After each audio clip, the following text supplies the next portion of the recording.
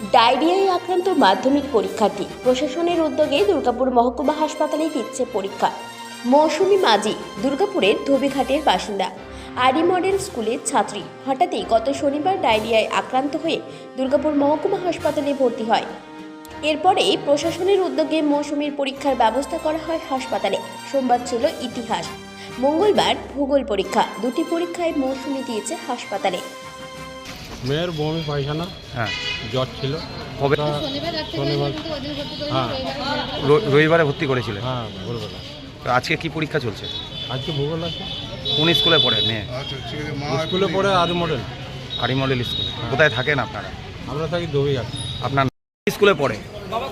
আরি মডেল। হ্যাঁ, আরি মডেল। আরি মডেলে কি হয়েছিল মেয়ে? বমি আর পায়খানা হচ্ছে। কবে? ওই শনিবার রাত থেকে হয়েছিল।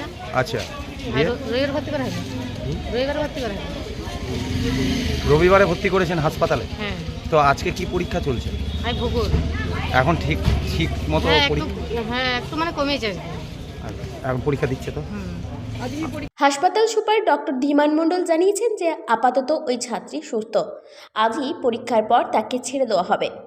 একটি মাধ্যমিক পরীক্ষা চলছে, একটি মেয়েকে দেখলাম যে পরীক্ষা দিয়েছে। কি নিয়ে ভর্তি হয়েছিল, কবে ভর্তি হয়েছিল? পরশুদিন রাত্রিবেলা ভর্তি হয়েছে, মৌসুমী মাঝি বলে।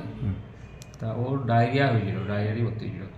তা কালকে একটু বেটার ছিল, আজকে মোটামুটি সুস্থ হয়ে গেছে। তবু আজকে এখানে পরীক্ষা দিচ্ছে, আজকে মনে হয় ছুটি হয়ে যাবে। বলছি কালকেও কি পরীক্ষা দিয়েছে? হ্যাঁ, কালকে পরীক্ষা দিয়েছে। দুর্গাপুর থেকে কৌশিক বাসুর রিপোর্ট, 99 নিউজ বাংলা।